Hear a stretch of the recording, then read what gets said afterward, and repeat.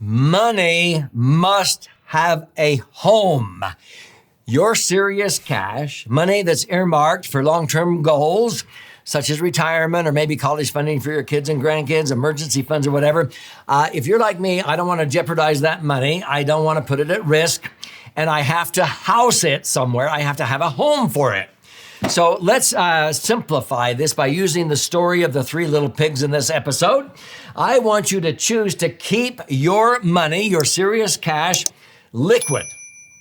You want to be able to access it when you need it, maybe even with an electronic funds transfer or a phone call, okay? Safe from market volatility. Safety of the institution in case all of a sudden we have 400 banks go under like 2008 and 900 more on the brink of going under. Where did banks and credit unions keep their money in 2008 for safety and liquidity? In insurance companies, okay? We found that out. Earning a great rate of return that outpaces inflation. And last of all, I would prefer that it's tax-free. I don't want to have to pay tax sooner or later on a tax-deferred IRA or 401k. These are the key elements of a prudent investment: liquidity, safety, rate of return, and tax benefits. In that order. Too many advisors go after rate of return and you lack liquidity. People put all this money into real estate and then they lack liquidity. And all of a sudden their real estate has vacancies and it's not liquid. They have to sell the property or refinance it. And when you need to borrow on it, the worse, it's the hardest to get because you can't qualify because you don't have cash flow anymore or income and all these problems. You get disabled. It's horrible. So it's amazing how many people have their money in homes, so to speak, that are not liquid. They are not safe. They aren't earning a rate of return. They go, well, my money's liquid. It's at a drive-up window at a bank. Well, that's convenience more than liquidity, okay? Do you know a bank or credit union could say, sorry, you can't have any of your money out of your savings account for 6 months if push came to shove. Did you know that? So where do banks and credit unions put 30 to 40% of their Tier 1 assets, according to the report in 2008 when 400 banks went under, 900 more were on the watch list? The federal government asked the 5 major banks in America to disclose where they had their Tier 1 assets in case they had a run on their bank. In insurance companies. The banks were paying their depositors back in 2008 less than 1%. Every $1 million of OPM, other people's money, they only had to pay $10,000 a year in interest, and they turn around and put that money in insurance companies, increase the safety by as much as 6 notches higher in safety. A lot of these banks are only rated triple B. They turn around and put your money in the bank in insurance companies rated triple A. They're increasing the safety. Why don't you just bypass the middleman and put your money where they do? And they're increasing the rate of return by 5 times. They're paying 1% and they were earning 5% without even linking to an index. On every million, they were earning 50 grand. How much more is 50 grand than 10 grand they were paying? It's called 5 times, 500%. Okay. That's why I always say, would you hire an employee for 10 grand that made you an extra 50 grand? Or would you buy a widget machine for 50,000 that made you an extra, for 10,000 that made you an extra 50,000? That's called a 500% return. Now, sometimes people on my channel go, that's not a 500% return, that's only 400% profit. Those are 2 different things. Yeah, you made 400% profit, but it's still a 500% return. If you hire an employee for 10 grand and that employee makes you 50 grand, that's a 500% return. They're making you 5 times more than they cost you, okay? You need to understand math. So folks, I have always used the story of the 3 little pigs. Here we go. When we talk about that little story, you remember there's 3 houses. Let's start with the house of sticks. So this is moderate risk investments. I would equate that to, let's say, real estate. Real estate is moderate risk. It can drop in value, like 2008. My house went down in value in a year from $1.5 million down to $1.1 million back in 2008. A pretty substantial drop. Real estate can drop, but it doesn't happen like in weeks or a month usually. It usually is a little bit slower. So it's like a house of sticks. You usually have some time maybe to protect yourself. What's more dangerous is the stock market, which is the houses of straw. Because the stock market can drop 30% in 30 days like it did in March of 2020, COVID-19. And so the stock market is like houses of straw. It can be blown down really fast. Now, what do I recommend? What the smart little pig did? I keep my serious cash safely tucked in a house of bricks. Now, that's lower risk, but I don't just use a house of bricks because, well, a bank is safe. It has FDIC. By the way, what does that stand for? Federal Deposit Insurance Corporation. Who's running that insurance company? The government. Has that ever gone broke? Yep, it's the only insurance company that has gone broke. But they get to print money and they get to raise taxes. They had to use money from FDIC to bail out the savings and loans back in the day. If you are as old as I am, you remember the savings and loans days when they went under. Money markets and CDs, you can't be rowing upstream at the rate of 3 miles an hour, 3% interest in a bank or credit union when the current inflation is coming down at 9. So I don't recommend that one. Annuities, not bad. They're higher up. Maybe some bonds. But without question, I put my serious cash safely tucked in a house of bricks in where the banks and credit unions put their money for safety.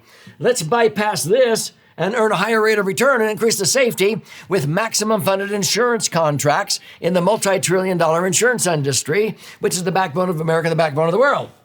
And it's here that I am able to earn 9 and net 8, earn 11% and net 10, and some years earn 14 or more, okay? But I can average, if I rebalance, 10% tax-free. So why would I mess around down here at 1, 2, or 3% when I can be earning 8, 9, or 10%? Does that make sense? Okay, why does this make sense? Here we go. I keep my serious cash safely tucked over here. Do I own real estate? Yeah, I wouldn't deem myself a major real estate investor, but I probably own as much or more real estate than 99% of Americans do. But guess what?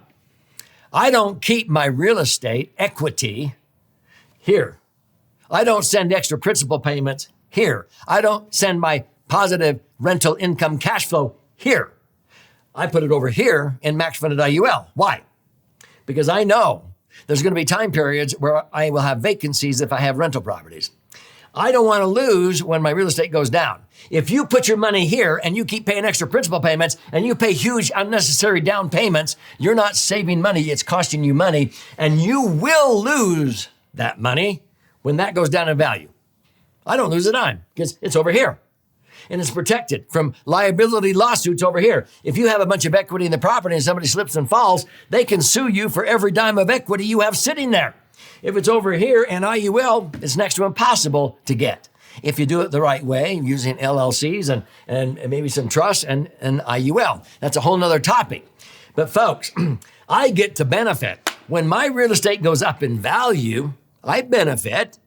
But when it goes down in value and depreciates, I don't lose a dime, okay? Because it's not there, it's over here. So I'm protected. If you leave it in there, I guarantee you lose money. You can't believe how many people don't understand. The savvy real estate investors do. So I get to participate when real estate does well, but I don't lose when the real estate goes down. What about the stock market? I get to benefit when the stock market goes up because I'm using indexed universal life. Indexing means that I get to participate when the market goes up. I benefit. And I lock in gains of 8%, 12%, 16%, 61.33% when the market goes up based upon the indexing strategies I'm using with a properly trained professional. But what if the stock market gets blown down by the big bad wolf? I ask people, who's the big bad wolf? They usually say, the IRS. No, the big bad wolf are those external forces and influences we have no control over. These are recessions. These are the terrorist attacks of 2001. That's what causes the stock market to drop down 40% over 3 years. Our clients, they didn't have their money in the stock market. It was over here. So they didn't lose during 2001 to 2003. They didn't lose in 2008 during the mortgage meltdown, okay? Because their money was over here. They may not have earned anything, but they didn't lose. The first 90 days of 2009, they locked in gains of 16% because their money's over here. They start making money again as soon as the market turns around. What I'm saying is, I get to benefit with max funded index universal life when the market goes up. But when the market goes down, which it will do every, 3 out of 10 years, when it goes down, I don't lose. But when it goes up the other 7 years, I benefit. Listen very close to this. Cresmont did a study over 50 years back to the Great Depression. And Cresmont discovered this. In 50 years of stock market history, you can just take out any 50-year period. If you eliminated every loss year, 100% of the loss years, you didn't make anything, but you just eliminated those, you don't lose. Do you know, this is what they found out, you would only need to capture 25%, 1/4 of the up years to outperform the market. Did you understand what I just said? If you simply eliminate the losses, you only need 25% of the gain years to outperform having your money in the roller coaster. I would rather not go through the roller coaster and not lose when the market goes down. I only need 25% of the up years to outperform the stock market. Well, IUL does better than that. It does better than that, okay? So I recommend that you keep your serious cash safely tucked in a house of bricks, max-funded index universal life, and when the real estate market goes up, you benefit. When it goes down, you won't lose. When the stock market does well, you benefit. When it crashes, you can sleep when the wind blows. It's that simple. Folks, if this is making sense to you and you want to learn more, I would strongly recommend you study, and you can read and learn, watch and learn, listen and learn on this channel. But this book is my 12th book. It's been flying off of our warehouse shelves. It's called The Laser Fund, How to Diversify and Create the Foundation for a Tax-Free Retirement. It's 300 pages. Now, this is actually 2 books in one. This side is about 200 pages, 14 chapters with all the charts and graphs and explanations of how to diversify and create the foundation for your tax-free retirement using a max-funded IUL laser fund structured correctly, okay? That's what a laser fund is. Now, if you learn more by stories and metaphors and examples, that you're a right brain learner, you simply flip it over to this book and read this one. This is about 100 pages, 12 chapters with 62 chicken soup for the financial soul stories, okay? Actual client stories on how you can utilize a max-funded IUL laser fund for all kinds of goals. It's the dream solution for retirement. It knocks the socks off of IRAs or 401ks, college funding for kids and grandkids, working capital for business, emergency funds, real estate management. Like I've been saying, this is what savvy real estate investors use to keep their money liquid, safe, earning a rate of return rather than tied up in property. Okay? So you can read the stories here. If you want to use your right brain and your left brain, way to go. You're using your whole brain. Read both. Read both of these books. Now, you can get this on Amazon for $20 up to $60. If you do, thank you. But I'll give you a copy free. You simply go to laserfund.com or click on the link below. Now, I require a little bit of skin in the game because I've learned in my lifetime, there ain't no such thing as free lunch. So you contribute a nominal amount towards the shipping and handling, and I'll cover the rest of that, and I'll pay for the book. I will fire out a hard copy to you via priority mail, and while you're in there claiming your free copy, if you like to listen and learn or watch and learn, which I like all of those mediums, you can invest in those formats. But you can also schedule to attend a free educational webinar that we teach on a weekly basis. It's free. But also you can schedule an appointment while you're in there to talk to an IUL professional that I oversee. I've trained over 5,000 advisors, but there's only a very small handful that I've mentored that are more or less certified to do this right. And if you're looking into this, I would strongly recommend you do it with somebody who knows what they're doing, because I've heard horror stories of people who go to their nephew or their brother-in-law because they have an insurance license, and then 10 or 15 years later, they can't figure out why it's not doing what I showed them. And I look at it in 30 seconds and go, who set this up?